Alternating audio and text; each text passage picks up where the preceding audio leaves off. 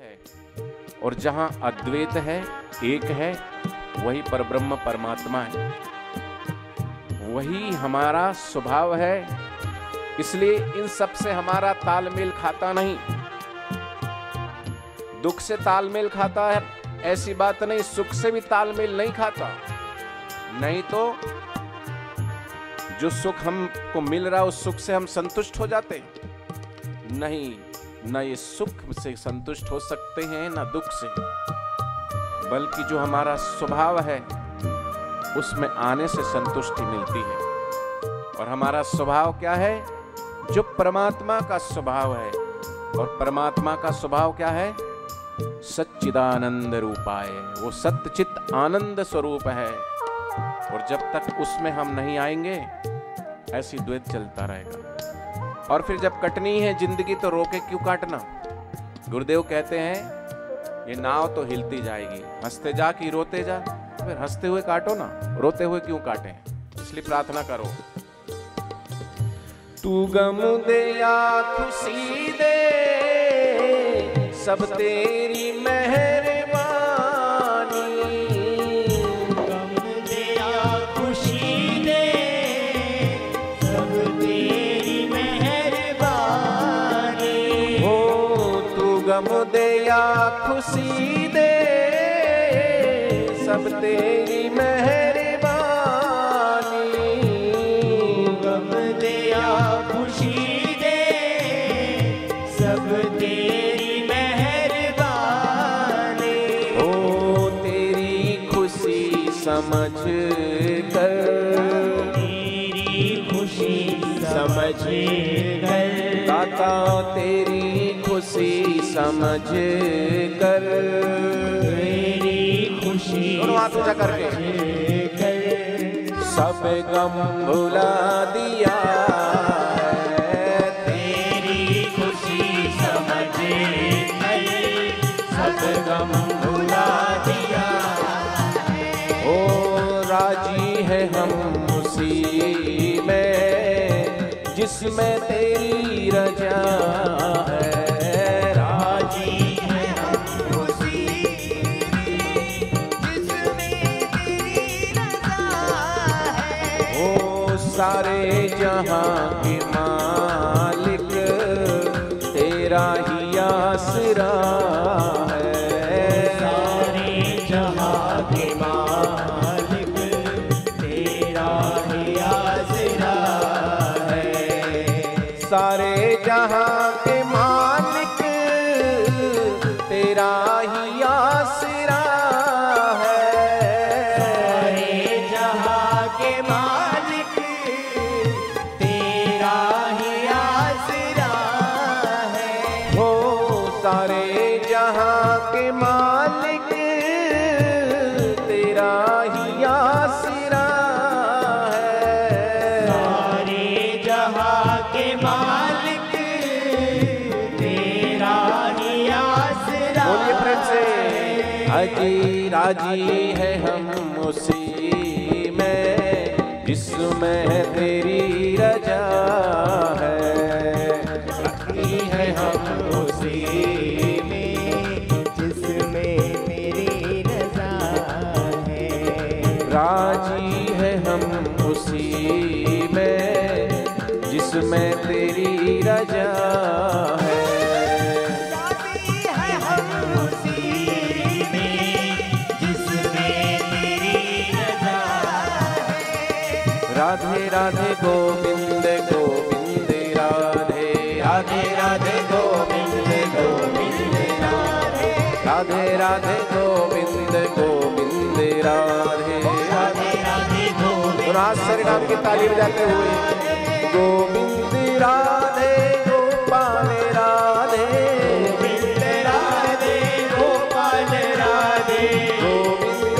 राधे राधे गोपाल राधे, गोविंद राधे राधे गोपाल राधे, गोविंद राधे गोपाल राधे, गोविंद राधे गोपाल राधे, गोविंद राधे गोपाल राधे, गोविंद राधे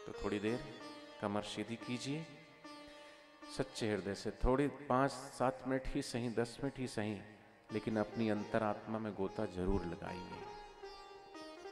शांत होते जाइए, शरीर को ढीला छोड़ दीजिए और खूब गहरा श्वास लेके ओमकार का गुंजन कीजिए।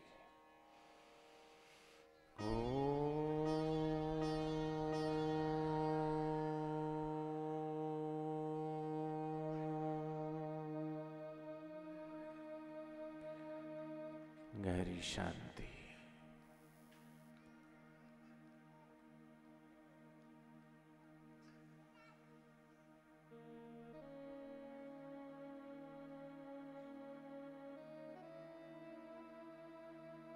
मस्तिष्क को बिल्कुल ढीला छोड़ दीजिए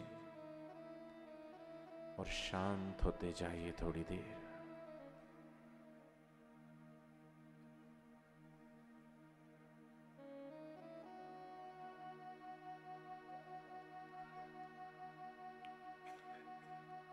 गहरी शांति में अपने आप को थोड़ी देर डुबाते जाएं।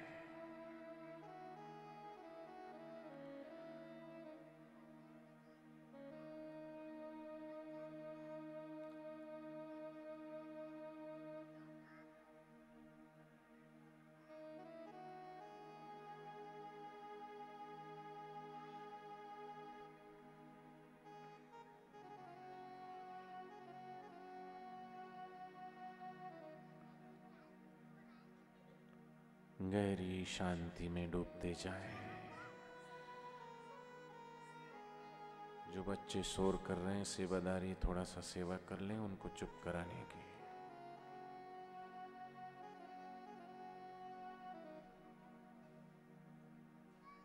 गहरी शांति। ऐसा ही गहरा सन्नाटा था एक रात। चारों तरफ घोर शांति, रात्रि घेर चुकी थी। घूमते घूमते पूज्य बापूजी खाली जगह थी, बैठ गए।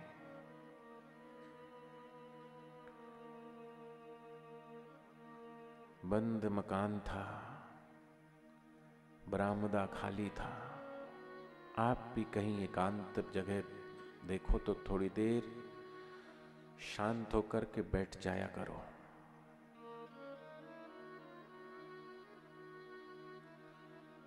कब तक भागते रहोगे, कब तक दौड़ते रहोगे? मन थका देता है, बुद्धि भी थका देती है, इंद्रियां भी थका देती है, मन भी थका देता है। लेकिन ध्यान में इंद्रियां भी शांत, मन भी शांत।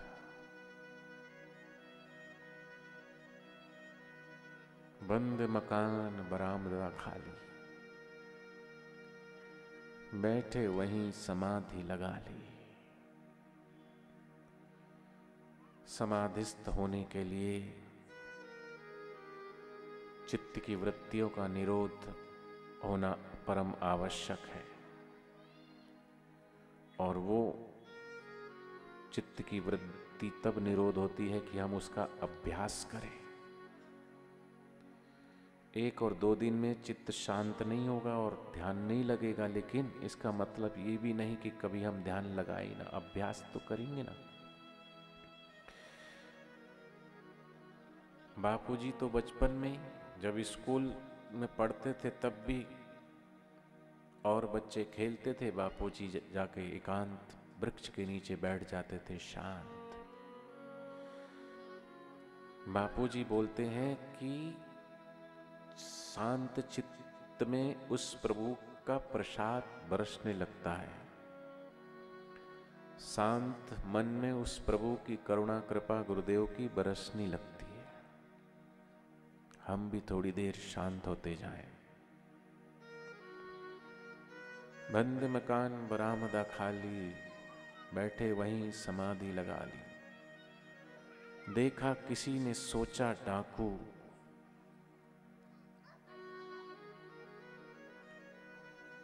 लाए लाठी भाला चाकू, दौड़े चीखे शोर मच गया।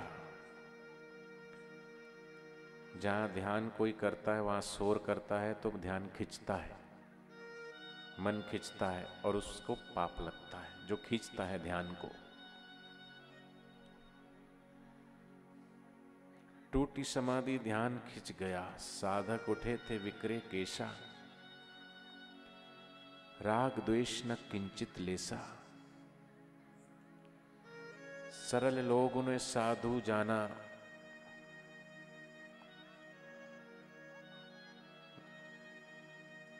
भगवान से प्रार्थना करना कि गुरुदेव हमारा मन इतना पापी है, हृदय इतना कठोर है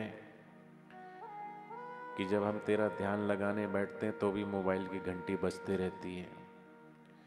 आंखें खोल खोल कर ये आंख की पुतली दाएं बाएं झांकने लगती है। इसलिए मीरा ने इस मन को हरामी कहा। यो मन मेरो बड़ो हरामी, जू मद मादो हाथी। सदगुरु हाथ धरो मस्तक पर, अंकुश दे समझाती। जैसे महावत हाथी को अंकुश से वश में करता है, ऐसे ही साधक को भी ध्यान के द्वारा मन को थोड़ा वश में करना चाहिए।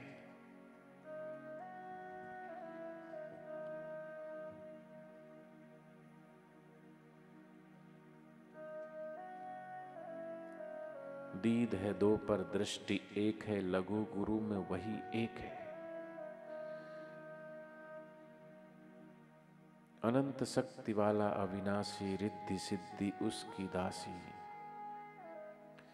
सारा ही ब्रह्मांड पसारा, चले उसकी इच्छा अनुसारा।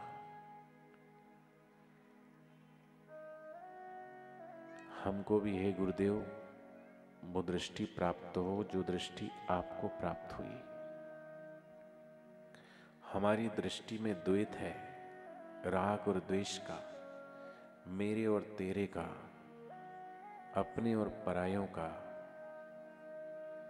लेकिन जिनकी द्वैत की दृष्टि चली गई है, ऐसे ब्रह्मज्ञानी सद्गुरु, उनके श्री चरणों में बैठने से मन भी एकाकार होता है और अद्वैत में आता है।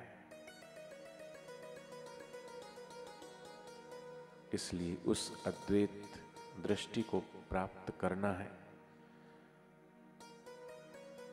सद्गुरु की दृष्टि पानी है, तो सद्गुरु के नजरिए से हमें उस ओर चलना पड़ेगा जिस ओर चलने से हमें वो एक दृष्टि प्राप्त होगी।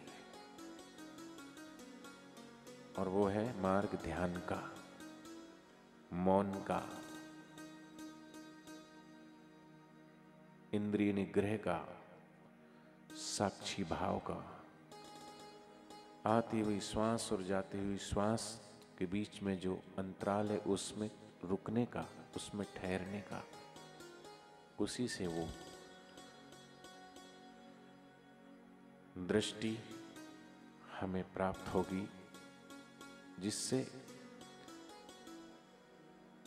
कण कण में, रग रग में जो परमात्मा व्याप्त रहा है उसका दर्शन हम करें।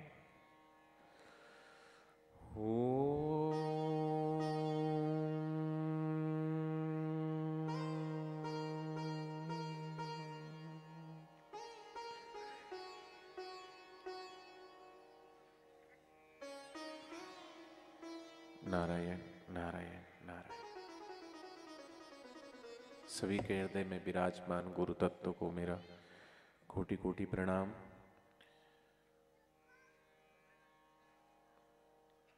आज कपास्थल में सत्संग था तो मुझे वहाँ एक बात याद आई, तो मुझे अच्छी लगी, तो मैं यहाँ पे भी आपको बताना चाहूँगा कि हमारे बापूजी से करोड़ों लोग मिलते हैं और देश और विदेशों में बापूजी सत्संग करते थे, नगर नगर डगर डगर घूम के। फिर भी किसी व्यक्ति से एक बार मिल लेते हैं तो उसे पहचान लेते हैं, चाहे आप कितने वर्षों के बाद भी जाएं। और हो सकता आप इस बड़गांव वाले भी आज भी अगर आप जोधपुर मंदिर में बापूजी से मिलने जाओ तो जो सत्संगी भाई हैं पुराने समिति से जो सेवा करते रहे हैं या करते हैं, तो आपको अब परिचय देने की भी आवश्यकता नहीं पड़ेगी और बापूजी पहचान लेते हैं। इतने करोड़ों करोड़ों लोग हैं, हम किसी से मिलते हैं तो हर किसी को याद नहीं रख पाते, लेकिन वो सबको याद रखते हैं, क्योंकि हम श्री आशा रामायण में गाते हैं, बड़ी विलक्षण बोलो स्मरण शक्ति, आशु मल की आशु युक्ति, तीव्र बुद्धि एकाग्र नमन, त्वरित कार्य और सहनशीलता। क्योंकि मैं फरीदाबाद में था अभी 2 साल पहले, तो एक कोई भाई उनका फोन आया, वो गौ माता को चराने के लिए निकले थे। सोपुर में अपनी गौशाला, जैसे आपके बड़गांव में नंदीशाला है ना, ऐसी सोपुर में बहुत बड़ी गौशाला है। तो वहाँ गर्मी के दिन होते हैं, जैसे अभी फसल कट जाएगी तो खेत खाली पड़े रहते हैं, तो गायों को जो ग्वाले हैं वो चराने के लिए ले जाते हैं। तो उनके साथ एक आश्रम का भाई भी गया हुआ था, तो उसके पास बापूजी का संदेश आया। समझ गए संदेश आप? तो बापूजी ने पूछा कि तुम कहाँ हो? मैंने कहा बापूजी मैं तो अभी उत्तर प्रदेश में हूँ, राजस्थान, मध्य प्रदेश से राजस्थान में आए। वो राजस्थान बॉर्डर और मध्य प्रदेश बॉर्डर पे सोपुर है, तो वहाँ से चलते चलते फिर वो भरतपुर की तरफ आए होंगे, भरतपुर से फिर इधर मथुरा की तरफ क्रॉस किए, मथुरा से आगे गए तो अलीगढ़ की तरफ थे। वो अलीगढ़ के पास से और दिल्ली की तरफ बढ़ते हैं तो पलवल पड़ता है। तो बापूजी ने कहा अच्छा कहाँ पे हो? तो बताया कि ये इस लोकेशन पे हूँ। अच्छा, बोले वहाँ अपना एक आश्रम है, वहाँ जाना। तो उस भाई को तो पता नहीं था, तो उस भाई ने मुझे फ़ोन किया, बोले यहाँ पे पलवल है, इस पलवल में अपना कोई आश्रम है? पलवल जगह का नाम है। तो मैंने कहा नहीं, यहाँ तो कोई आश्रम नहीं है। नहीं, बोले बापूजी ने कहा यहाँ आश्रम है। तो फिर मेरे को थोड़ा तुरंत लाइट हुआ कि मैंने कहा हाँ पलवल में तो नहीं, पलवल से निकट सीकरी आश्रम है। तो मुझे लगा कि 450 आश्रम है बापूजी के, और वो भी छोटा सा आश्रम है। आपका बड़गांव तो बड़ा आश्रम है, इससे भी बहुत छोटा आश्रम है। मैंने कहा गुरुदेव को वो छोटा सा आश्रम भी याद है, और किस लोकेशन पे याद है, किस जगह पे याद है, वो व्यक्ति कहाँ खड़ा है, और उसी के पास में बता दिए कि वहाँ पे वो आश्रम है।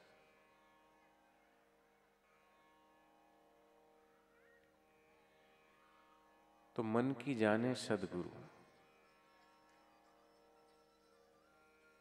सत्संग में अपने इस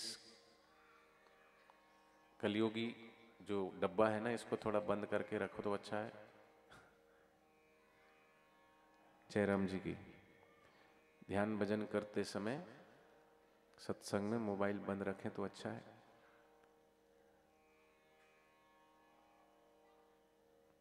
हम पिछली 2 साल पहले कपास स्थल में सत्संग करके गए इंदौर। तो वो मुकेश भाई जी को तो जानते हैं आप, संचालक हैं। तो मुकेश भाई से हम ऐसी बात कर रहे थे कि नारनौल में अपनी गौशाला है, तो वहाँ जो भी सब्जी बेचने वाले भाई, उनका इतना सहयोग है कि वो बोलते हैं कि भाई और तो हमसे सेवा नहीं हो पाती थी, थोड़ा हम सब्जी वगैरह जो है बचती है वो रख लेते हैं, तो गाय माता के लिए ले जाया करो। तो वहाँ के तो गायों को भी खिलाते हैं और खुद भी खाते हैं। तो मुकेश भाई बोले हाँ हम भी लाते हैं, पर हम गायों को खिलाते हैं, पर हम उसमें से नहीं खाते, वो गौ माता के लिए हम क्यों खाएं। तो हम ये बात किए थे दोपहर को, और शाम को गुरुजी का संदेश आया, तो ऐसी बहुत सारी बातें हुई। उसमें फिर बात निकली कि गायों को क्या खिलाते हो, तो सब बताए ये खिलाते, फिर सब्जी आती वो भी खिलाते।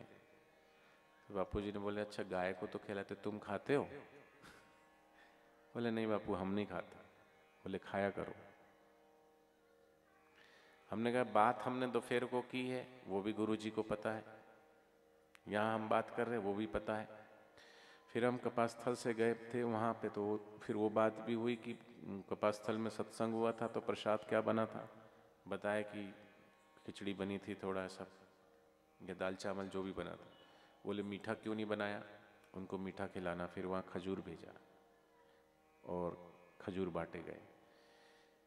कपास स्थल छोटा सा आश्रम है, वो सीकरी छोटा सा आश्रम है। तो बापूजी छोटी से छोटे व्यक्ति का और छोटे से छोटी जगह का भी कितना कितना ख्याल रखते हैं, प्रत्येक व्यक्ति का।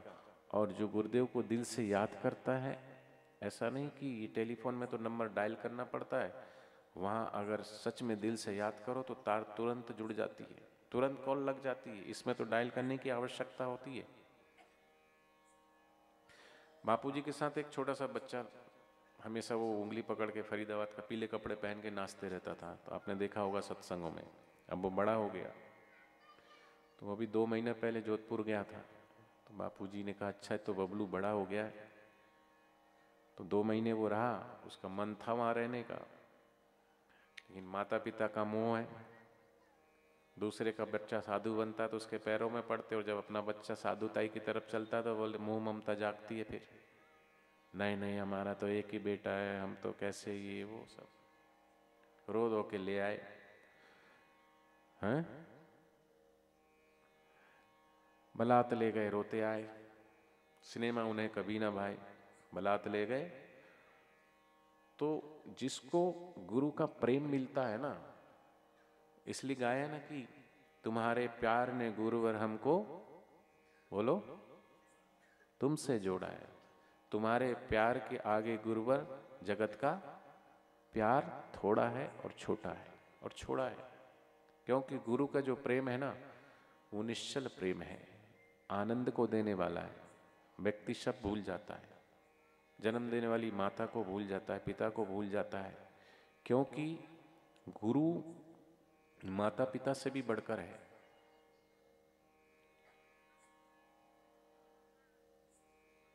तो आ तो गया वो, फिर कुछ दिन रहा, लेकिन एक दिन उसने सोचा कि गुरु क्या मेरे को बापूजी याद करते होंगे। तो मैं बोले आज थोड़ा सा देखता हूँ, अगर गुरुजी कब मैंने सत्संग में सुना कि मैं कंठ में ध्यान लगा के ऐसे अगर सोते हैं ध्यान करके तो बापूजी तक बात पहुंचती है। तो वो कंठ में ध्यान करके सोया। तो मैं सच घटना बता रहा हूँ, अभी ये महीना पहले की बात है, महीना हो गया होगा इस बात, महीना भी नहीं हुआ, ऐसे 15-20 दिन पहले की बात है। सुबह सुबह उसको बापूजी ने याद किया, अरे वो कहाँ है बबलू। तो मेरे पास फिर संदेश आया, तो मैंने फिर उसको बुलाया, फिर बातचीत हुई जैसा ही। तो मैंने कहा देखो कैसा अंदर से जो तार जुड़ी हुई है,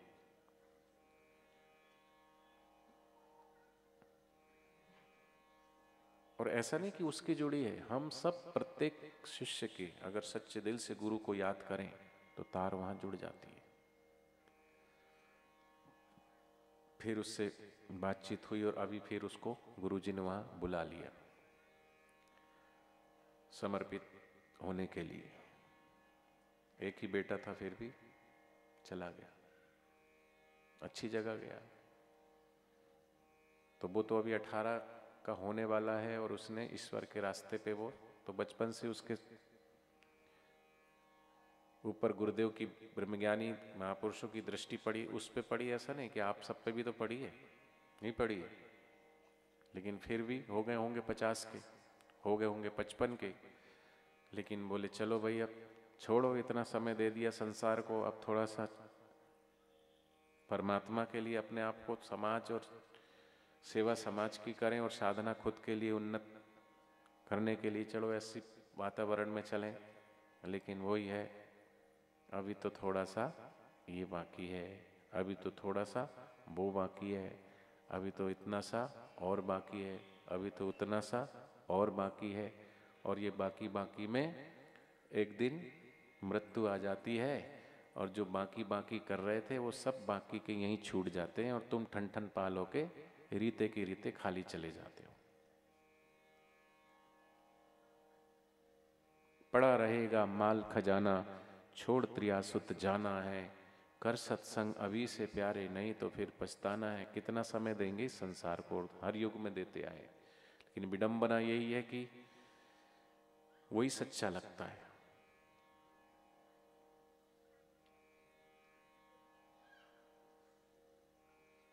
तो धनभागी हैं हम सब के ऐसे पूज्य बापू जी का सत्संग हमको मिल रहा है, ब्रह्मज्ञानी सदगुरु का।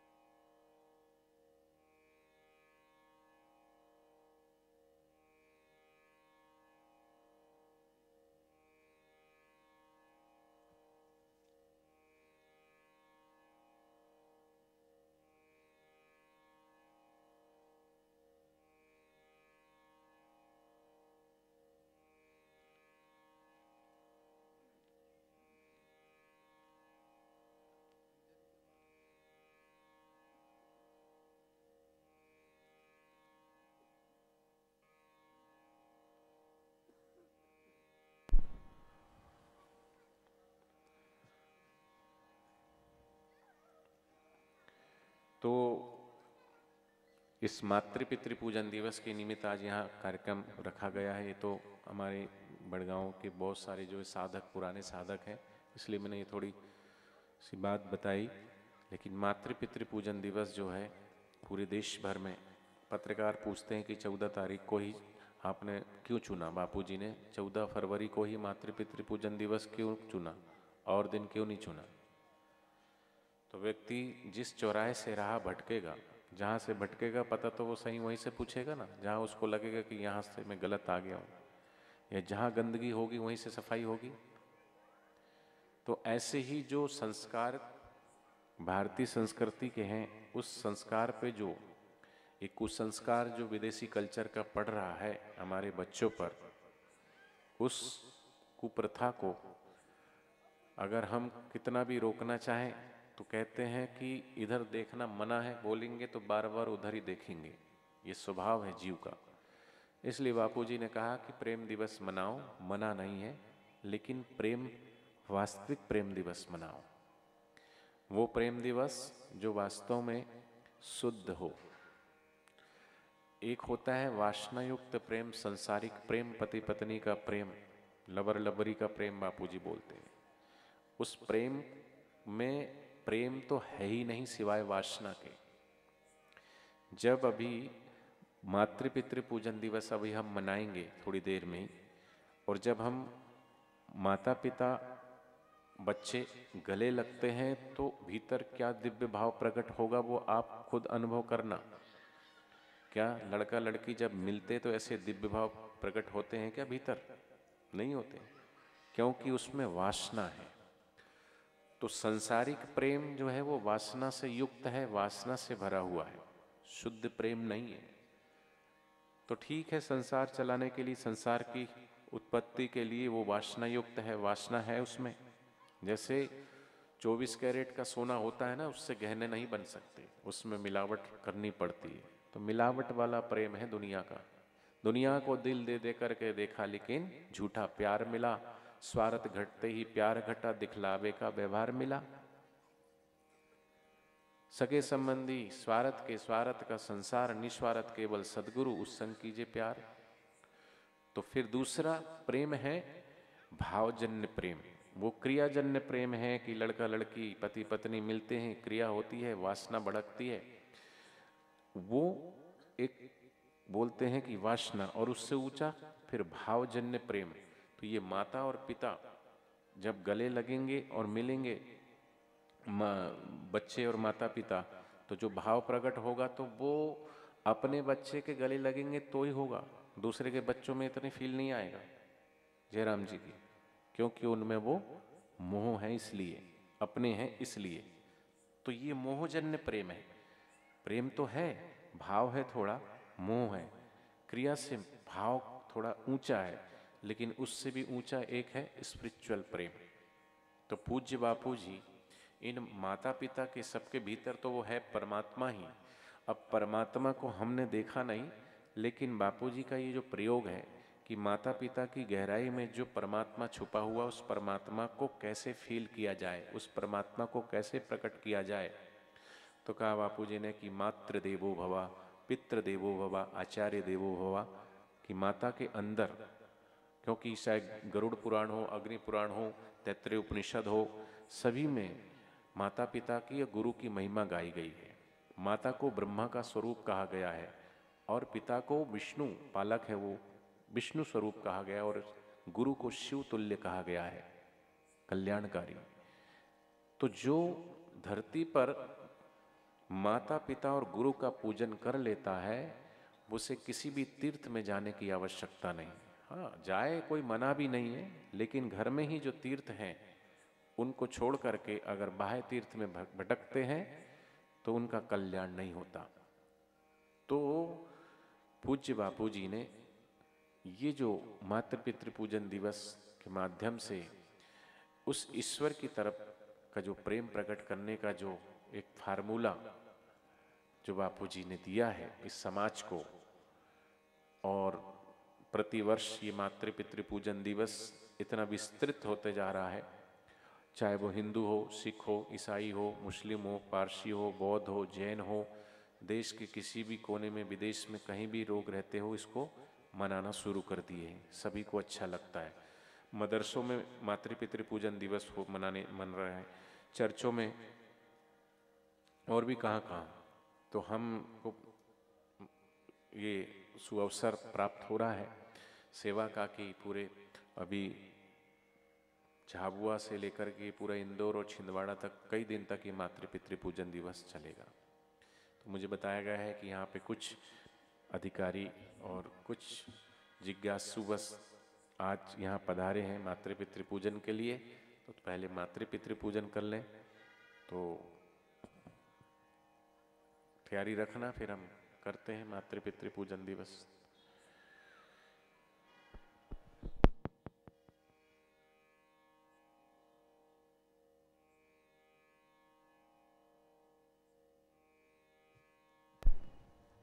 जो भी माता पिता बच्चों के साथ आए हैं, तो सेवाधारी उनको किस तरीके से ऐसे लाइन में बिठाना है, जल्दी से बिठाने की व्यवस्था करो ताकि हम मातृ पितृ पूजन दिवस मनाएं।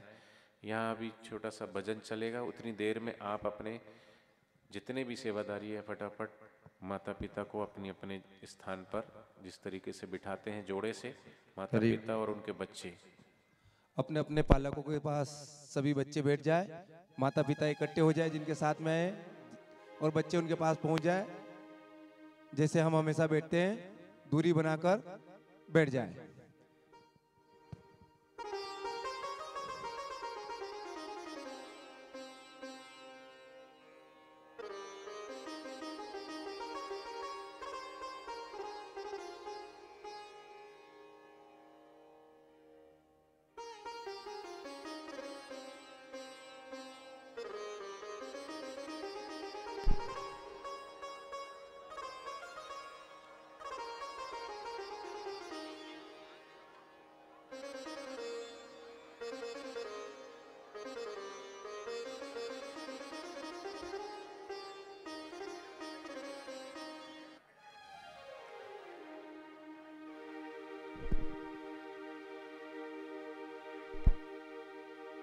हमारे बीच में जिला अध्यक्ष युगल किशोर जी कुशवाहा जी आए हुए हैं, महामंत्री अमित जी कुशवाहा वो भी यहाँ पर आए हुए हैं, और प्रभाग अध्यक्ष जो है खरगोन संजय श्री जी कुशवाहा वो भी हमारे बीच में आए हैं, और महामंत्री बाबूलाल जी कुशवाहा वो भी हमारे बीच में यहाँ आए हुए हैं। युवा संगठन जिला अध्यक्ष नवीन जी कुशवाहा वो भी हैं, और प्रभाग अध्यक्ष नवीन जी कुशवाहा, और कशरावत प्रभाग के अध्यक्ष प्रवीण जी कुशवाहा वो भी हैं। पूर्व प्रभाग अध्यक्ष रामकृष्ण जी वो भी यहाँ हैं, और कशरावत समाज के अध्यक्ष हैं सुबिल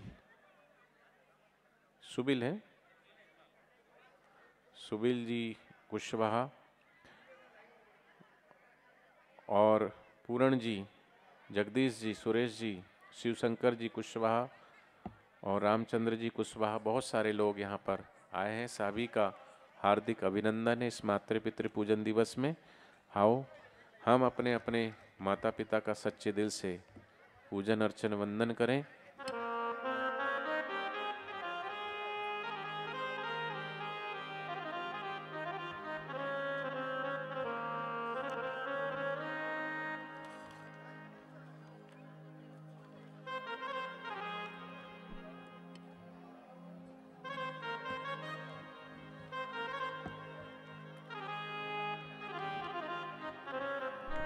जो अधिकारीगण आए हैं उनको भी कृपया बिठाएं पूजन में, तो वो पूजन का भी लाभ लेंगे, देखेंगे भी, पूजन में भी भाग लें।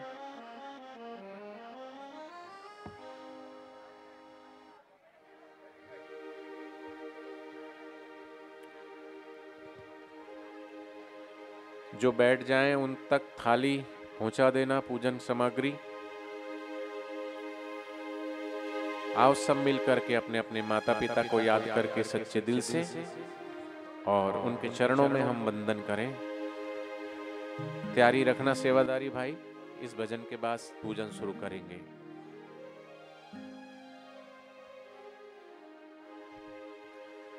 मात पिता गुरु सा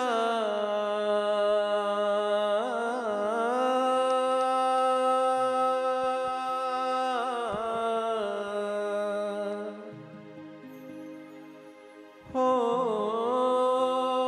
मात पिता गुरु सा नहीं कोई भगवन, कर ले रे मन सच्चे प्रभु का तू वंदन, कर ले रे मन सच्चे प्रभु का तू वंदन, कर ले रे मन सच्चे प्रभु का तू वंदन, कर ले मन सच्चे प्रभु का तू वंदन। हो माते पिता गुरु सा, माते पिता गुरु सा नहीं कोई भगवन, कर ले रे मन सच्चे प्रभु का तू वंदन, कर ले रे मन सच्चे प्रभु का तू वंदन।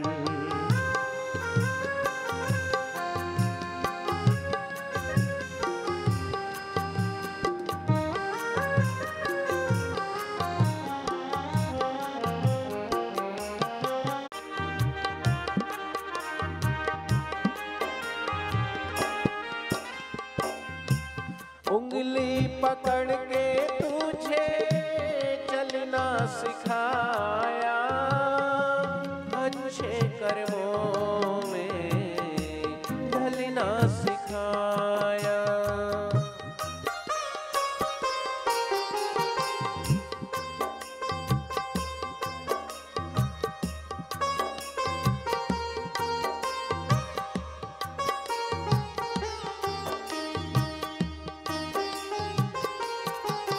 हो उंगली पकड़ के तुझे चलना सिखाया, अच्छे कर्मों में ढलना सिखाया।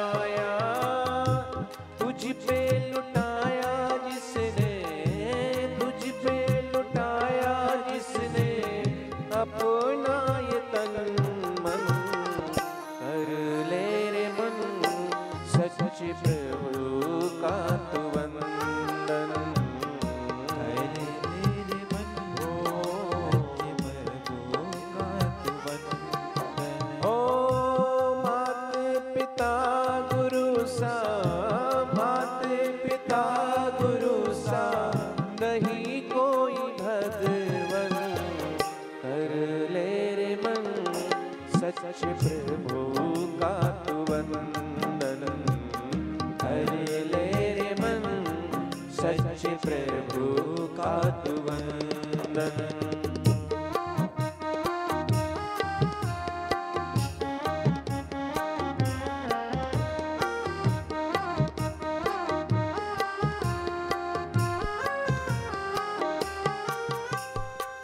सदा था तू जिनकी आंखों का तारा, उनके बुढ़ापे का तू बनना सहारा।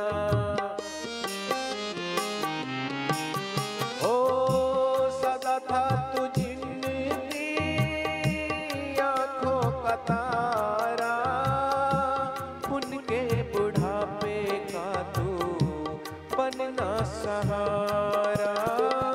गुरु पितु मात सेवा में, गुरु पितु मात सेवा में धन्य हो जीवन, कर ले रे मन सच्चे प्रभु का तू वंदन। कर ले रे मन सच्चे प्रभु का तू वंदन। ओ माते पिता गुरु सा, माते पिता गुरु सा, माते पिता गुरु सा, मात पिता गुरु सा नहीं कोई भगवन, कर ले रे मन सच्चे प्रभु का तू वंदन। कर ले रे मन सच्चे प्रभु का तू वंदन। कर ले रे मन सच्चे प्रभु का तू वंदन। कर ले रे मन सच्चे प्रभु का तू वंदन। यह लोक और पिता की भक्ति परलोक और गुरु की भक्ति ब्रह्मलोक को सुधारती है। माँ की जो सेवा करते हैं वो इसी जन्म में माँ का आशीष पाकर के, माँ की दुआओं को बटोर के इसी जन्म में उसका प्रत्यक्ष पुण्य देख सकते हैं। और पिता की भक्ति स्वर्गलोक तक ले जाती है, लेकिन सदगुरु की भक्ति ब्रह्मलोक तक की यात्रा कराती है। तो माता पिता और गुरु की महिमा शास्त्रों में भूरी भूरी गाई है।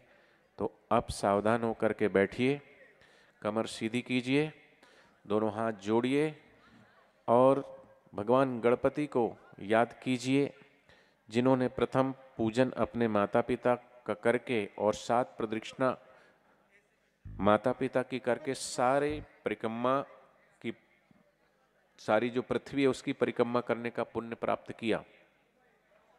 इसलिए गणेश जी प्रथम पूजनीय और वंदनीय हो गए। वही पूजन बापू जी ने हम सबको सिखाया कि हम भी अपने माता पिता का पूजन करके और उनके परिक्रमा प्रदक्षिणा करके उनका शुभ आशीष पाएं। तो माला है, कोई नई बात नहीं है, तिलक भी है, कुमकुम भी है, चावल भी है, दीपक भी है, रोज आरती करते हो, रोज माला भगवान को पहनाते हो, इसमें क्या बड़ी बात है। लेकिन ये पूजन कुछ विशेष है, ये प्रयोग कुछ विशेष है। और ये जब तक आप किसी भी चीज में उस चीज से जुड़ करके एकाकार होकर के उस चीज को नहीं करते, तब तक उसका फल नहीं मिलता और उसका आनंद और रस नहीं आता। इसलिए अब शोर शराबा बंद करके मेरी यही प्रार्थना है कि आप पूजन कर रहे हो, क्योंकि आदत ऐसी है ना, हवन करने बैठे तो भी बातें करते रहते हैं। कुछ भी सत्यनारायण की कथा हो रही, कुछ भी हो रही है तो बातें करना बहुत जरूरी लगता है आप सबको। लेकिन भगवान का, गुरु का पूजन हो रहा है, माता पिता का पूजन हो रहा है, तो थोड़ा सा शिष्टाचार तो रखो, थोड़ा तो मौन हो जाओ, थोड़ा तो शांत हो जाओ। और शांत मन से की हुई पूजा, एकाग्र चित्त से की हुई पूजा और भाव से की हुई पूजा ही भगवत तत्व तक पहुंचती है। नहीं तो ये सिर्फ औपचारिक हो जाएगी, और औपचारिकता उबा देती है, थका देती है, निरसता पैदा करती है। रस तब उत्पन्न होता है जब भाव हो। तो हम भाव से अपने माता पिता को यहाँ पूजें, जुड़ करके। और ये माता पिता, भगवान ने जो सृष्टि बनाई है वो बनाई हुई सृष्टि दिखती, भगवान नहीं दिखता। लेकिन धरती पर जिन्होंने हमको पैदा किया है, हमको बनाया, वो माता पिता हमारे सामने बैठे हैं। तो माता पिता को प्रत्यक्ष देव कहा गया है। जैसे सूर्य चंद्रमा ये प्रत्यक्ष देव है, ऐसी माता पिता प्रत्यक्ष देव है। तो इस प्रत्यक्ष देव का हम पूजन करें, उनका आशीष लें और इनकी कद्र करना सीखें। तो हाथ जोड़ करके बैठें, भगवान गणेश का ध्यान करें, अपने माता पिता का ध्यान करें। और जिनके माता पिता नहीं हैं, वो जहाँ भी हैं, सच्चे दिल से अगर आप उनको याद करोगे। देखो, जब भगवान श्री रामचंद्र जी वनवास में थे, राजा दशरथ जी की मृत्यु हो गई थी, लेकिन तब भी उन्होंने उनका श्राद्ध किया था और उनका आह्वान किया था, तो उन्होंने उनको दर्शन दिए थे। जिस लोक में भी, जहाँ पे भी है, आपके ऊपर उनकी आशीष कृपा वर्षेगी, सच्चे दिल से याद करोगे तो हाथ जोड़ें और इस मातृपितृ पूजन की महिमा को सुने और फिर हम पूजन शुरू करेंगे। शत शत प्रणाम, कोटि कोटि प्रणाम। माता पिता और सद्गुरु से उच्च नहीं किसी और का स्थान। माता पिता और सद्गुरु की तुलना इस सृष्टि में किसी और से नहीं की जा सकती। माता पिता अपना जीवन संतान के पालन पोषण में समर्पित कर देते हैं। कहते हैं कि ईश्वर हर घर में अवतरित नहीं हो सकते, इसलिए उन्होंने माता पिता की रचना की। बच्चों के लिए पिता एक नदी है तो मां उसकी शीतलता है। अगर हम अपनी खाल के जूते भी बनवाकर माता पिता को पहनाएं तो भी उनके ऋण से उऋण नहीं हो सकते। फिर क्यों बदलते युग में बदल गई हैं आज की संतानें, भूल गई हैं अपना दायित्व माता पिता के प्रति, विमुख हो गई हैं उनसे और लिप्त हो गई हैं पाश्चात्य जगत के कुसंस्कारों से। कहीं वैलेंटाइन डे का जोर है तो कहीं रैप और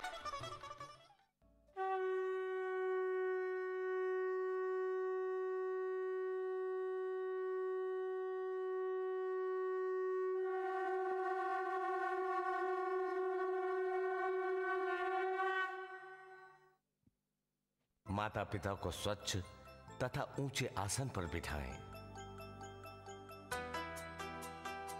गुरुवर के संकेत पे चलकर जीवन सफल बनाऊं मैं। बेटी बेटियां माता पिता के माथे पर कुमकुम का तिलक करें। सभी तिलक लगाएं माता पिता के मस्तक पर।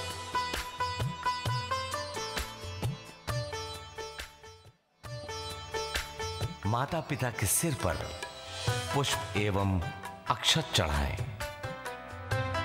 चावल के दाने छिड़क देंगे माता पिता के सिर पर और पुष्प फूल होंगे, फूल सिर पे रख देंगे। माला पूजन करूं मैं माता पिता का और फूल माला गले में पहना देंगे। माला पहनाएं। पूजन करूं मैं माता पिता का, पूजन करूं मैं माता पिता का, निज संस्कृति अपनाऊं मैं। गुरुवर के संकेत पे चलकर जीवन सफल बनाऊं मैं। थाली में अब दीपक दीप प्रज्वलित जलाकर करेंगे। माता पिता की आरती करें।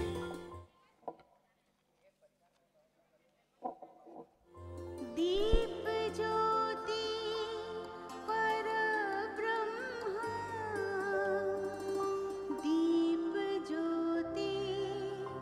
जनार्दन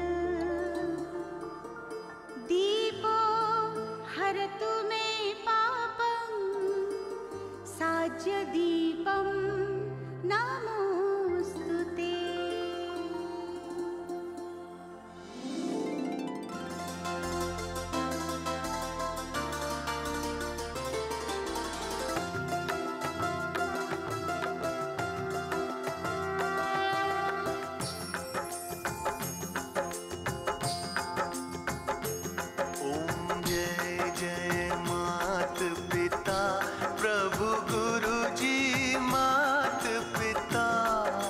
सद्भाव देख तुम्हारा, सद्भाव देख तुम्हारा मस्तक झुक जाता।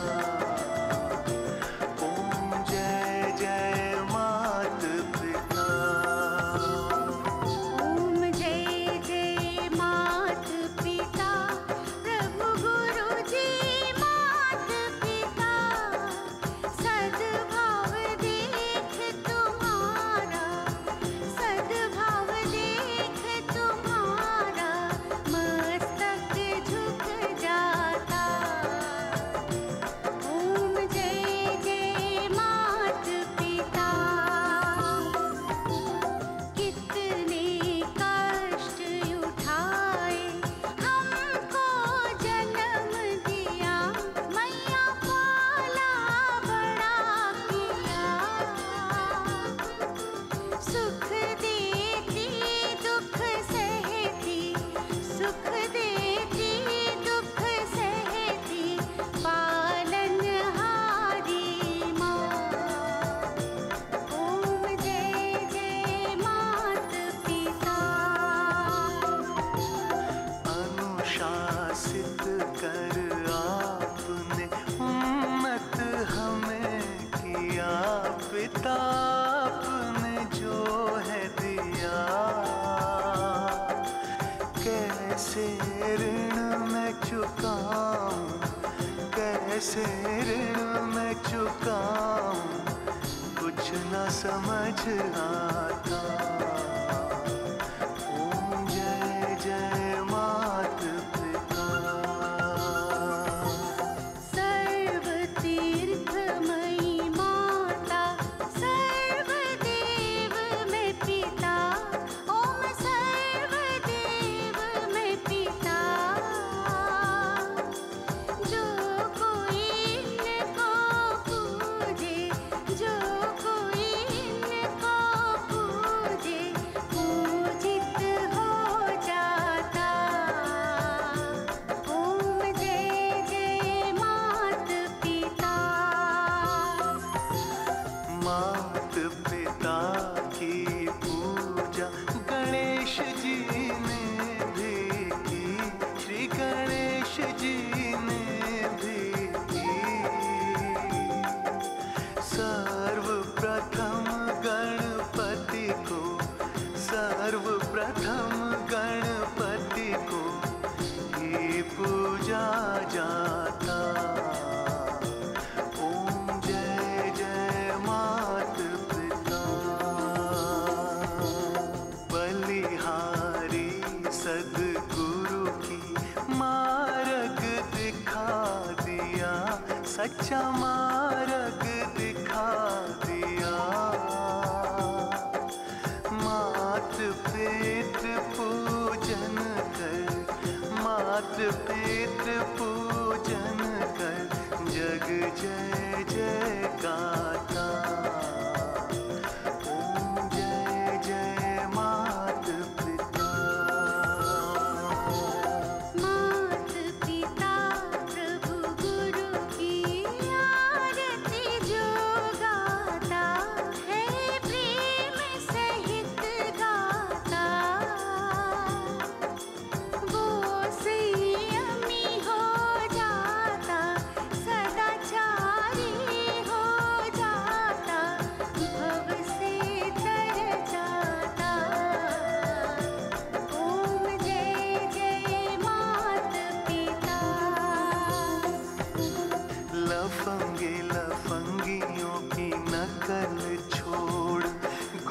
सा संयमी होता, गणेश जी सा संयमी होता, स्वयं आत्म सुख पाता, स्वयं आत्म सुख पाता, औरों को पवाता।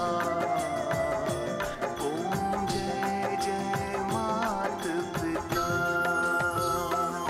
ओम जय जय मात पिता, प्रभु गुरु जी मात पिता, सद्भाव देख तुम्हारा, सद्भाव देख तुम्हारा, मस्तक झुक जाता। ओम जय जय मात पिता।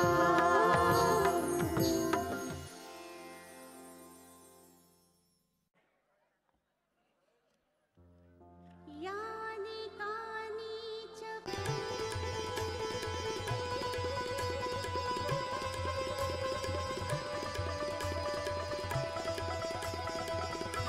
जब माता पिता के समक्ष आए तो दोनों हाथ जोड़ के झुक के प्रणाम करें, फिर आगे बढ़ें।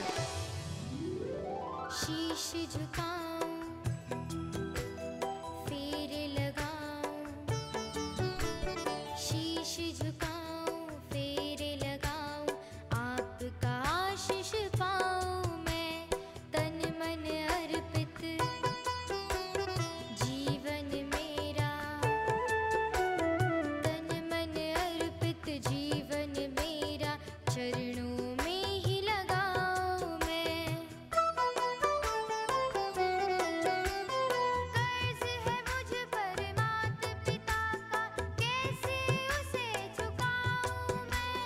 कर्ज है मुझ पर माता पिता का, कैसे उसे चुकाऊं मैं। पूजन करूं मैं माता पिता का, निज संस्कृति अपनाऊं मैं। गुरुवर के संकेत पे चलकर जीवन सफल बनाऊं मैं।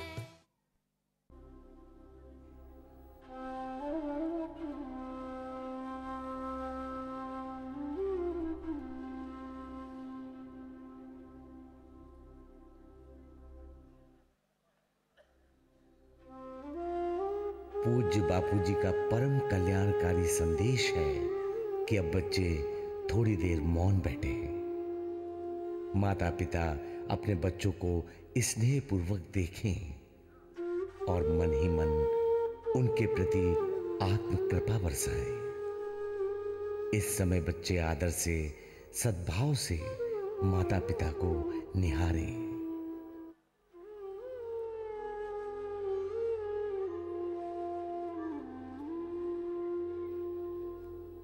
बच्चों के सिर पर हाथ घुमाएं, उन्हें शुभ आशीष दें। माता पिता अपनी संतानों को प्रेम से सहलाएं। बच्चे अपने माता पिता के गले लगें।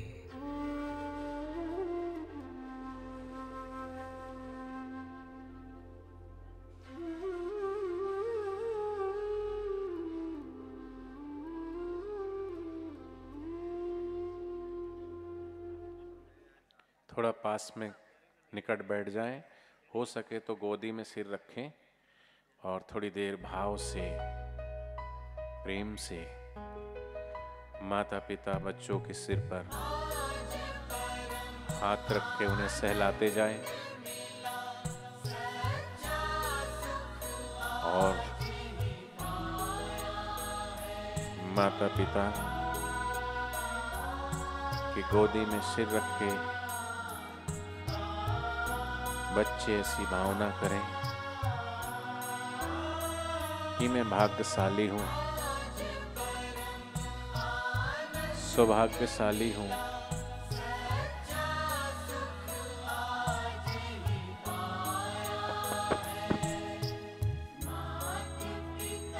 कि मेरे समक्ष मेरे माता पिता विराजमान हैं। नहीं तो उनसे पूछो। अब सभी माता पिता की ओर प्रेम से निहारें, भाव से निहारें, माता पिता की ओर देखें, सावधानी होकर बैठे, माता पिता भी सीधे बैठे हैं। अब सब छोड़ दो, कुछ मत करो, तिलक विलक लगाना छोड़ दो सब। अब सिर्फ भाव में बैठो और भाव में आकर के माता पिता के प्रेम में, माता पिता की करुणा में थोड़ी देर अपने आप को भिगो। वो माता पिता जो तुम्हारे समक्ष है, हो सकता है इसमें से बहुत सारे ऐसे लोग होंगे जिनके सिर पर से उनके माता पिता का साया उठ गया। जब माता पिता धरती से विदा हो जाते हैं ना, तो बहुत याद आती है उनकी।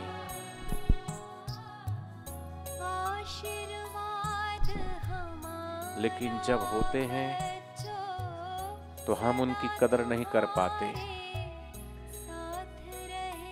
उनके श्री चित्र को, तस्वीर को देख कर के रोते हैं।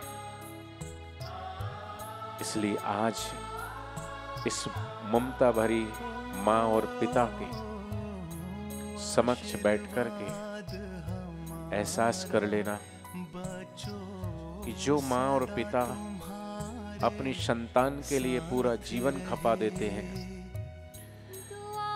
माँ और पिता दोनों मिलकर के इस बच्चे का जो निर्माण करते हैं, माँ जहां 9 महीने बच्चे को अपने पेट में धारण करती है, वहीं पिता धूप में, सर्दी में, गर्मी में, बारिश में, कोई खेती करता है, कोई जॉब करता है, कोई बिजनेस करता है, अपने बच्चों के स्वप्न को साकार करने के लिए। लेकिन जमाना बदल रहा है, आज की औलाद इंतजार करते रहती है कि बस कब मैं 18 साल की होऊं या हो जाऊं, ताकि मैं अपना निर्णय खुद ले सकूं। स्वतंत्रता के, अभिव्यक्ति की आजादी के नाम पर माता पिता के विरुद्ध खड़े हो जाते हैं, माता पिता को छोड़ करके भाग जाते हैं, लड़का लड़की के चक्कर में आकर माता पिता के प्यार को भूल जाते हैं। ये कौन सी संस्कृति है? ये कैसी संस्कृति है? ये कैसा प्यार है? इसलिए आज दिल की गहराइयों से ऐसी माँ की ममता को, उसके दुलार को, उसके प्यार को, उसके वात्सल्य को याद करने का दिन है। आप मेरी तरफ मत देखो, आप आंखें बंद करके अपनी माँ को अपने आंखों से निहारो। अपने दिल की गहराइयों से अपनी माँ के पास जाओ। बाहर टुकुर टुकुर देखने से सूखे रह जाओगे, कुछ प्राप्त नहीं होगा। डूबना है तो थोड़ी देर उस माँ की याद में, जिस माँ ने तुम्हें, हमें सबको एक एक दिन उसको कितना भारी पड़ा होगा, कितनी बेचैनी, कितने कष्ट, कितनी मुसीबतें झेल करके यहाँ तक कि पेट काट तक न पड़ता है माता को जन्म देने के लिए। ऐसी होती है माँ जो खुद अपनी नींद की परवाह किए बिना सारी सारी रात जाग करके अपनी बेटी और बेटे को प्यार और दुलार करते हुए सुलाती है, खुद गीले में सो करके अपनी औलाद को सूखे में सुलाती है। क्या भगवान ने माँ के दिल को बनाया है? क्या उसमें ममता भरी, क्या उसमें करुणा भरी, क्या उसमें प्रेम भरा, क्या उसमें वात्सल्य भरा? कभी अपने बच्चे से घृणा नहीं करती। बच्चा काला गुलूटा कैसा भी हो, फिर भी उसकी गंदगी साफ करती है, उसको घृणा नहीं होती। कैसा है माँ का दिल, अपनी औलाद की खुशी में अपनी खुशी मानती है। ऐसी माँ को याद करते जाए थोड़ी देर, जो सुख दुख में हमारे साथ रहती है। ऐसी ममता की मूरत, प्यार की सूरत, उस माँ को सच्चे दिल से याद करते करते अपने हृदय को थोड़ा भिगो देना। वो ब्रह्मा का रूप है, वही पिता, वो पिता भी कम नहीं जो अपनी औलाद के लिए उसके स्वप्न के पंख देते हुए उसे उड़ान भरने के लिए क्या क्या दुख और तकलीफ सह कर के माता पिता बच्चों को परवरिश देते हैं। लेकिन अभागी औलाद ऐसे माता पिता की कदर करना भूल जाती है। वो पिता जो जाते तो हैं बाजार अपने लिए कुछ लेने, लेकिन भूल जाते हैं अपने लिए और अपने बच्चों को पहले याद रखते हैं। कोई पर्व हो, कोई त्योहार हो, अपने लिए कुछ न खरीदें लेकिन बच्चों के लिए जरूर। ऐसे पिता को हम क्या दे सकते हैं? थोड़ी थोड़ी खुशी दो, प्रेम से बातें करो, उनके साथ बैठो, थक हार के आओ तो उनके साथ थोड़ा टाइम स्पेंड करो। दिन भर मोबाइल में लगे रहते हो, माता पिता से बात करने की फुर्सत नहीं। बात करेंगे तो चिल्ला के और धुतकार के चीख करके खाने को दौड़ेंगे। भूल ही जाते हो कि ये देवता है। इनको नाराज करना माने परमात्मा को नाराज करना है। इनको दुख देना माने परमात्मा को दुख देना। घर में बच्चों को क्या चाहिए, कहां से आएगा, कैसे आएगा, लेकिन याद रखना, ऐसे माता पिता को अगर आप अपमानित करोगे, दुखी करोगे, तो शास्त्र कहते हैं, भगवान कहते हैं, तुम भी दुख पाओगे। ये कलयुग नहीं, ये करजुग है। इस हाथ दोगे तो उस हाथ लोगे। नेकी का बदला नेक पाओगे, बद की बदी भी देखोगे। इसलिए शक्कर खिलाओगे तो शक्कर मिलेगा, चक्कर खिलाओगे तो चक्कर मिलेगा। माँ बाप का दिल दुखाओगे तो खुद भी दुखी रहोगे।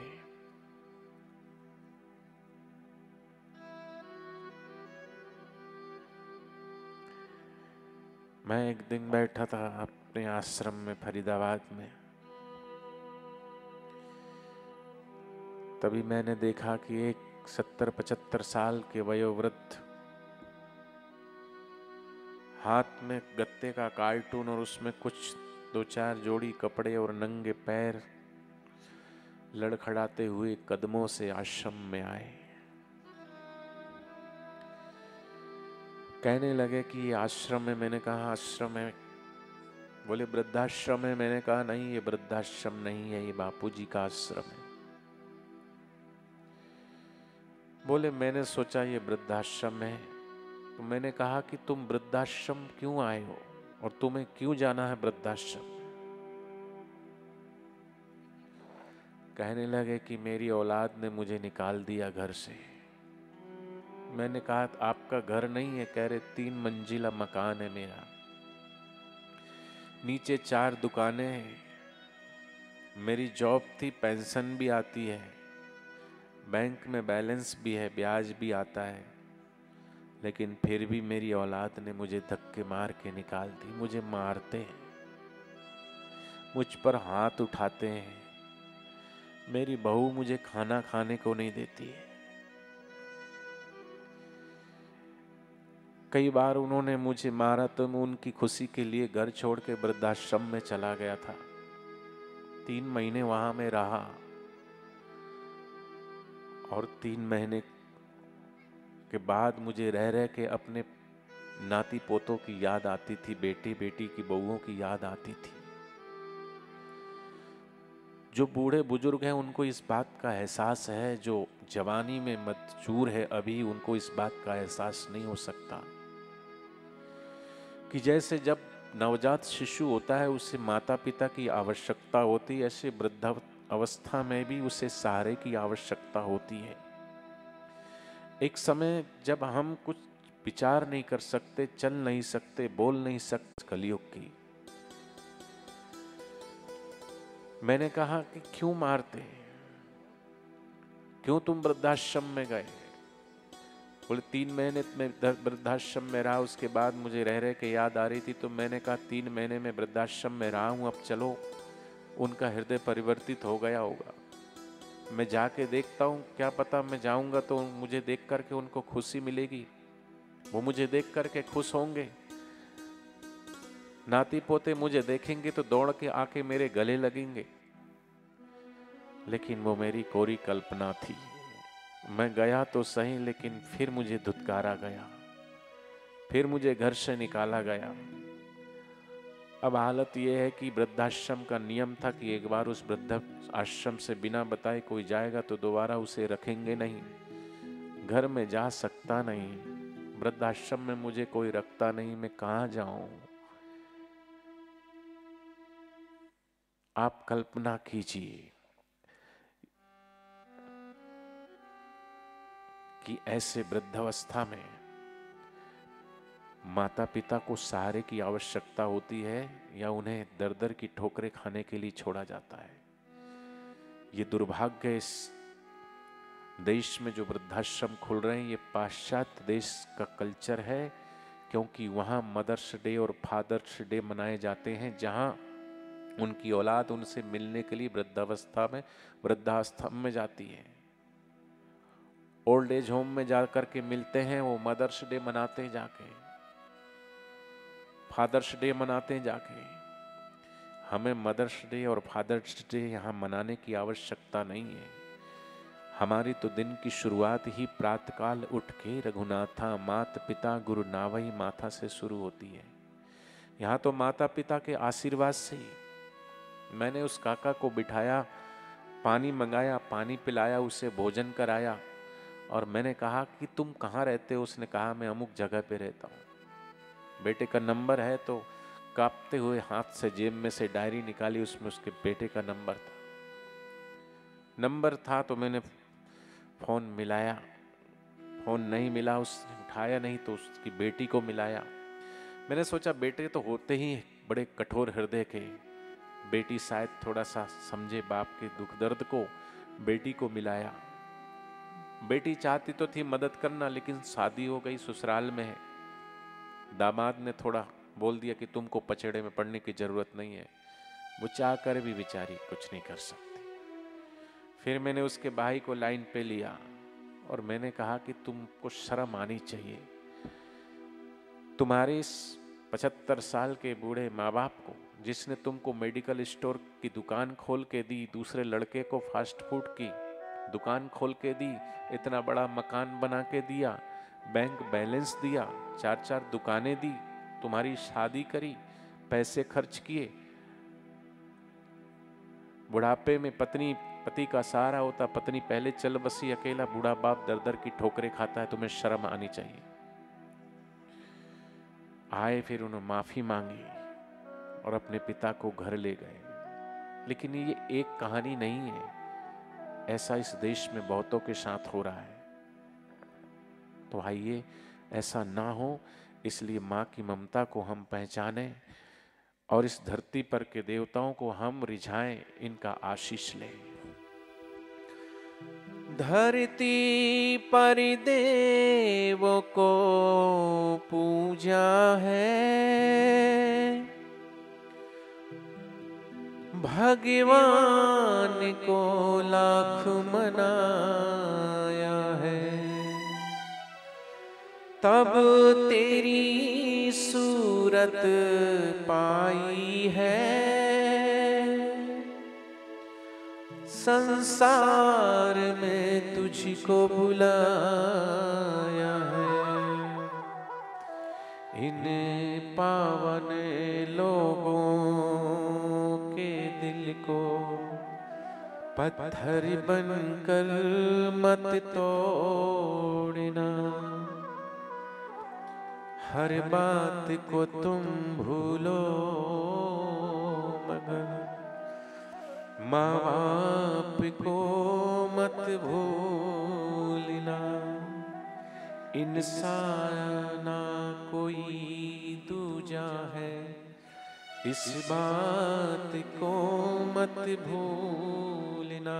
अरे जो माँ बैठी, इस माँ को अगर डॉक्टर ने ये कहा ना कि तुम्हारी नॉर्मल डिलीवरी नहीं होगी, सिजेरियन करना पड़ेगा, ऑपरेशन करना पड़ेगा, तो माँ ने एक बार भी नहीं कहा कि नहीं मैं अपने पेट को नहीं कटाऊंगा, मैं तकलीफ नहीं सहूंगी, मैं पीड़ा नहीं सहूंगी। लेकिन एक बार भी किसी माँ ने नहीं कहा होगा।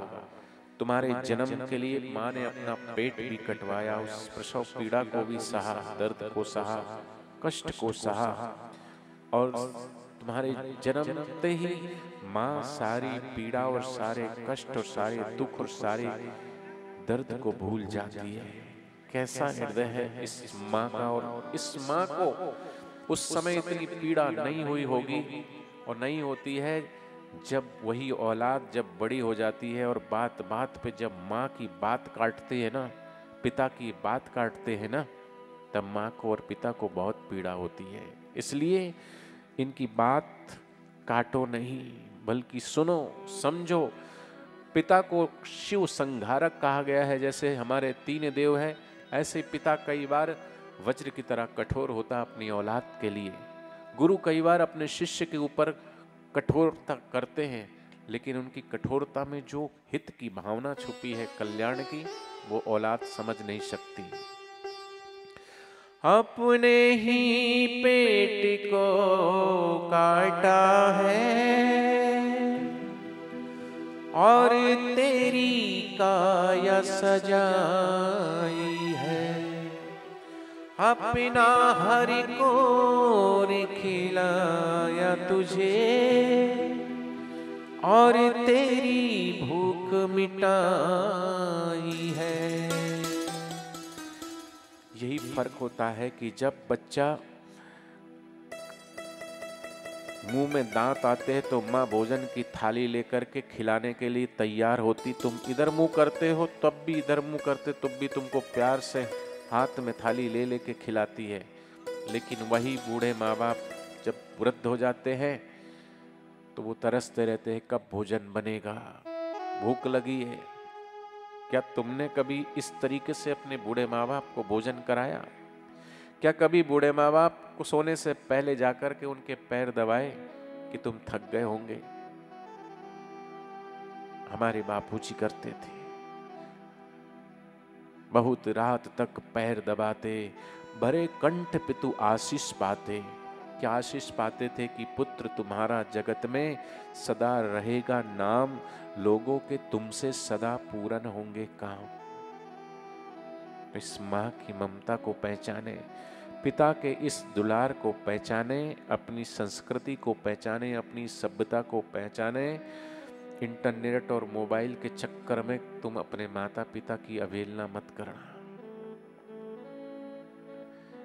इस पाश्चात्य कल्चर के अंधानुकरण में और लड़का लड़की के चक्कर में, सोना बाबू जानू के चक्कर में माता पिता के प्यार को मत भूल जाना, माता पिता के दुलार को मत भूल जाना। 20 साल तक पढ़ा लिखा करके परवरिश करके और तुमको इस लायक बनाया और तुम ठोकर मार के किसी लड़की के चक्कर में, किसी के लड़के के चक्कर में आकर के और माता पिता को छोड़ के चले गए। याद रखना, ये कल युग नहीं कर युग है।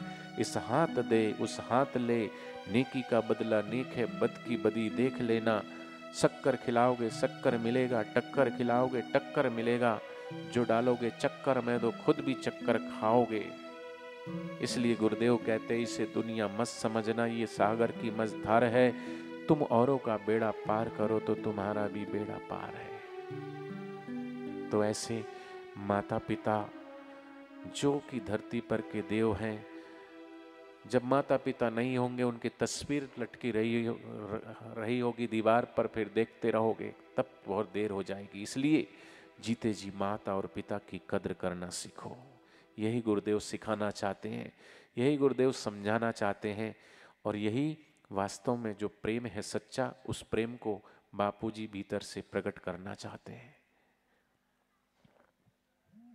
ऐसा प्रेम दिवस मनाकर कईयों की आंखें छलक उठी है।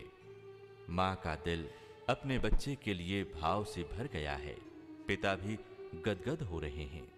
हो भी क्यों ना, ये मातृ-पितृ पूजन दिवस पवित्र प्रेम को जगाता है।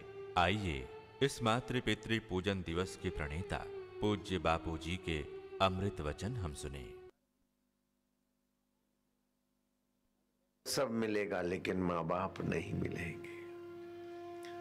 कितना कष्ट सहकर जननी ने हमें जन्म दिया है और पिता ने कितनी तकलीफें उठाकर हमें पाला पोषा पढ़ाया लिखाया।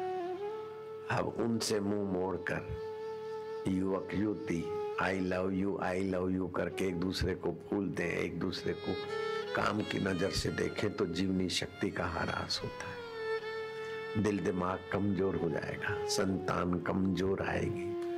ये हमारे देश की संस्कृति नहीं है, पाश्चात्य कल्चर है। सुन के पुकार माता पिताओं की, दिल से उठी उनकी आहों की। बापू का जब दिल भर आया, बापू जी ने एक नया दिवस चलाया, जो मातृ पितृ पूजन दिवस कहलाया,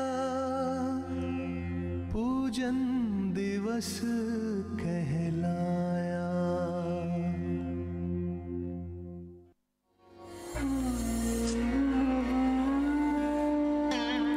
माता पिता को भगवान का दर्जा दिलाने वाले संत श्री आशाराम जी बापू ने समूचे विश्व से एक ही प्रार्थना की कि 14 फरवरी का दिन मातृ पितृ पूजन दिवस के रूप में मनाया जाए, ताकि माता पिता का आशीर्वाद प्राप्त कर बच्चे महानता के शिखर पर पहुँचे। बापूजी ने बार बार इस संसार के हर बच्चे से यही बात कही कि विनम्र व करुणामयी माता की आंखें कभी भी आंसुओं से नम नहीं होने देना। माता पिता को भगवान की तरह पूजना फिर देखना दुनिया की कौन सी ऐसी ताकत है जो तुम्हारी तरक्की में बाधा बन सके। माता पिता और गुरु को प्रणाम करने से आयु विद्या यश और बल बिना मांगे खिंच के आता है।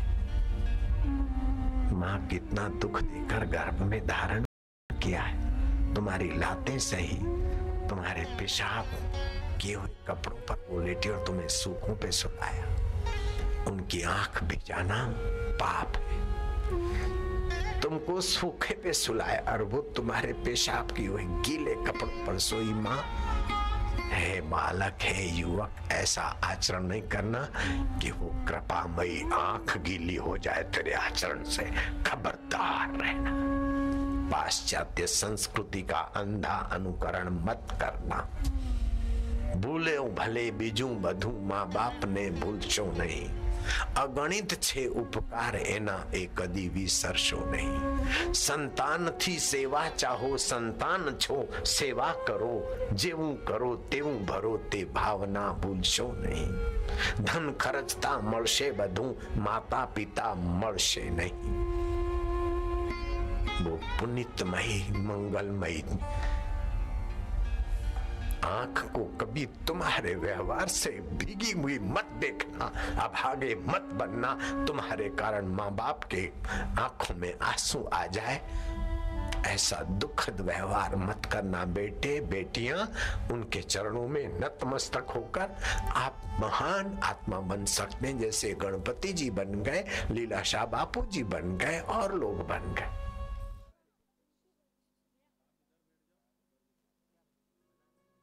शुभ घड़ी की तरह बेटे बेटियां माता पिता का मुंह मीठा करें और माता पिता भी अपने बच्चों को मधुर प्रसाद खिलाएं। सभी माता पिता को प्रसाद खिलाएंगे।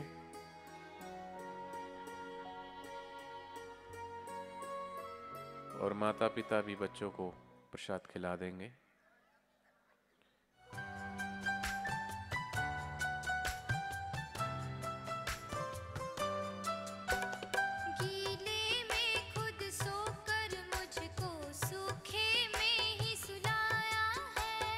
भूखे रहकर उसने मुझको अपना कौर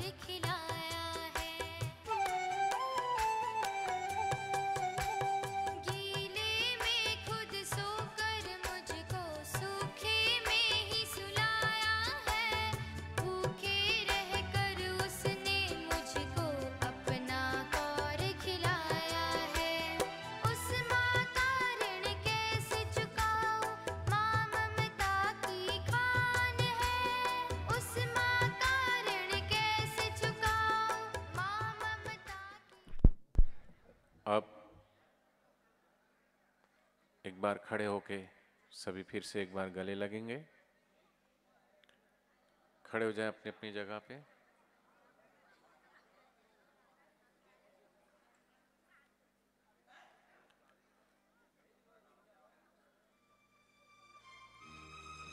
गले लगे अच्छे से, उनके सिर पर ऐसे गले लगो अच्छे से, ऐसे कंधे मत मिलाओ मुसलमानों की तरह, ऐसे ऐसे करते रहते हैं। गले लग के रखो थोड़ी देर तक, कंधे से कंधा मिलाते हैं। पीठ पर हाथ थपथपाओ, प्यार से उनके सिर पर सहलाओ, थोड़ा आशीर्वाद दो। और बच्चे संकल्प करें और प्रेम से आज एहसास करें कि हमने जाने में अनजाने में माता पिता का दिल दुखाया है, कुछ गलत कहा है, अज्ञानतावश कभी ऊंची आवाज में बात की है, तो सच्चे दिल से ये अवसर है अपने माँ से, अपने पिता से, गुरु से, भगवान से माफी मांगने का। सॉरी बोल देना, क्षमा मांग लेना। और हमेशा ध्यान रखना कि माँ ममता की मूरत है, प्रेम की सूरत है, वात्सल और करुणा की मूर्ति है। ऐसे माता पिता बार बार नहीं मिलते। गुरु, माता पिता और भगवान बारंबार नहीं मिलते। बैठ जाएं अब अपनी अपनी जगह पर। इधर मेरी तरफ मुंह कर लो, सीधे बैठ जाओ सारे।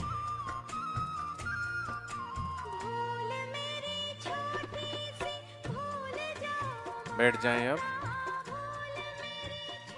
ये है पवित्र मातृ देवो भवा, पितृ देवो भवा। आइए हम कुछ माता पिता और बच्चों के उद्गार सुने कि मातृ पितृ पूजन मना करके उन्हें कैसा उनका हृदय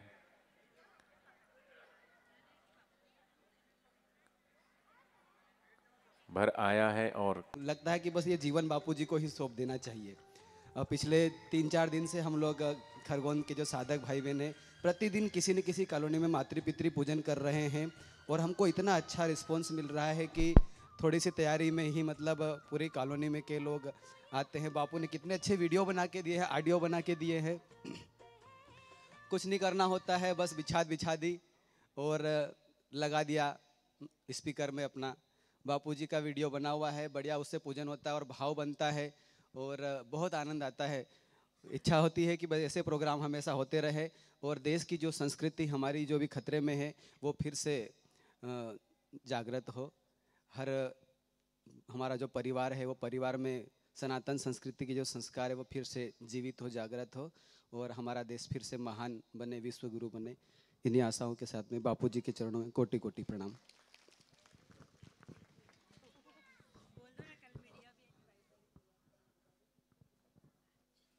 हरिओम हरिओम। पूज्य सदगुरुदेव भगवान के श्री चरणों में कोटि कोटि प्रणाम स्वीकार हो। अब बापूजी ने जो संकल्प किया था कि यह धरती सुन ले, आकाश सुन ले, चराचर जीव सुन ले कि यह मातृ पितृ कार्यक्रम विश्वव्यापी होगा, तो ये हो रहा है। अब हम जब जा रहे हैं कार्यक्रम लेके तो लोग उसको हाथों हाथ ले रहे हैं और वो कहते हैं वहां से बाहर निकलते निकलते, भैया बुजुर्ग जो लोग रहते हैं ना, उसे आंख पोंछते पोंछते निकलते हैं और वो कहते हैं कि आज हमको लगा कि हमारी भी संतान है। आज जो आप लोगों को महसूस हो रहा है, जो बुजुर्ग महसूस करते हैं ना, वह उनके दिल की जो उद्गार है बापूजी ने सुनी और आज ये संसार वापिस हमारा जो सनातन है, जिसकी नींव यह हमारा कुटुंब, यह हमारा परिवार है। महारानी एलिजाबेथ जो इंग्लैंड की महारानी, वह विदेश में कहीं भी जाती थी तो कहती थी कि संसार में अगर परिवार देखना है तो सिर्फ भारत में जाके देखो। बाकी संसार में माता पिता बच्चों को जन्म दे के अनाथ आश्रमों में छोड़ देते हैं और स्वयं भी 4-4, 6-6 शादियां करते हैं और फिर भी जीवन के अंतिम पड़ाव में वो अशांत ही रहते हैं। लेकिन ये भारत है कि दादा दादी, मामा मामी, नाना नानी, कितने रिश्ते आप चाहिए वो यहाँ मिलेंगे। तो पूज्य बापूजी ने वापिस हमको इस बंधन में, इस प्रेम के बंधन में वापस बांधा है कि अकारण हमारे आंखों से आंसू न बहे, प्रेम के आंसू बहे। हरिओम हरिओम हरिओम।